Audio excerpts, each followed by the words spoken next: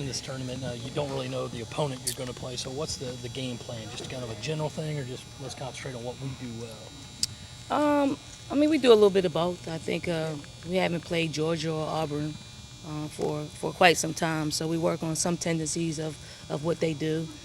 We work on a lot of us, and and just try to rest up and put ourselves in the best possible position to repeat as champions. Do you have one staffer break down each potential opponent?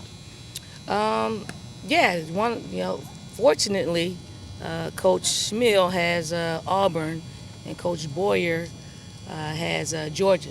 And unfortunately, Coach Boyer has pretty much every team on that side of the bracket, so she lucked out. Coach McCray is smooth sailing. She doesn't have a whole lot of you know a whole lot of the teams, especially on this side of the bracket. Don't you look at this tournament and then at the tournament beyond that, and number one seeds projections start to come out? Do you think that you've done enough to have that number one seed in Lexington, or do you look at maybe a potential California trip and start scoreboard watching?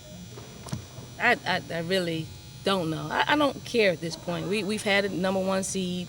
It's worked out for us once. It's not worked out for us another time.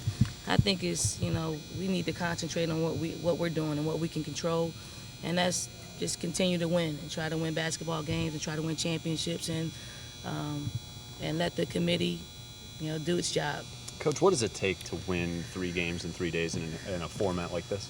I mean, it takes teams playing at their norm. You can't get too ahead of yourselves. You gotta play the game, the most current game. You gotta prep well. You gotta rest well.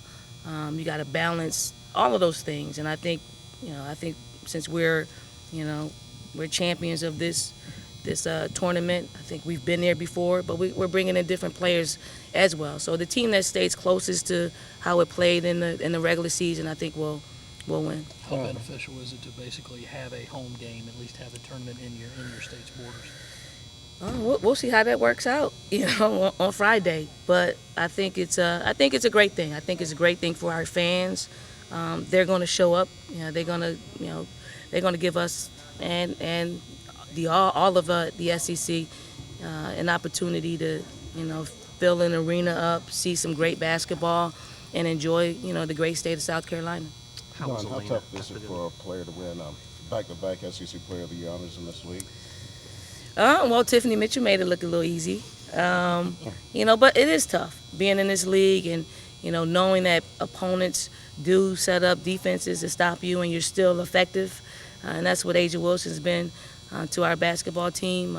She's getting older, she's getting better, and she's not being denied certain things out there on the floor, and she's much deserving of the honor. How was Elena after the other day? Elena's good. She's day to day. She's day to day. So we'll see how she ends up tomorrow and then the next day, and hopefully she can help us win another SEC tournament championship. Has she been able to practice?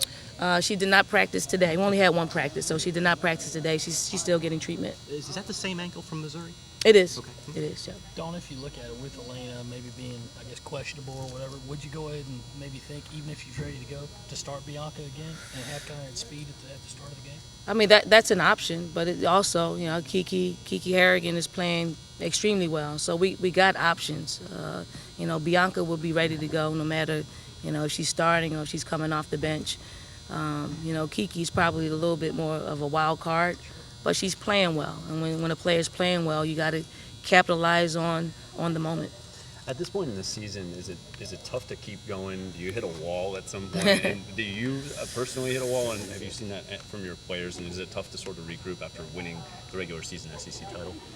I don't think I hit a wall because I'm always looking at the big picture. I think as players, the monotony of coming into practice and having to do certain drills all the time, I think you can hit a wall at that point. I think for us as coaches, we got to keep it fresh. Probably got to keep it a little bit shorter than we normally would, and keep them engaged because you're as good as your team, and you're as good as your team is inspired to play.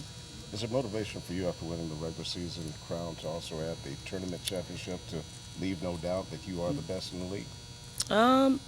I mean, anytime there's a game out there to win, a championship out there to win, we want to put our names in the hat. And obviously, we've had a great run in this league, and we put a great team together. We won a regular season championship, and why not?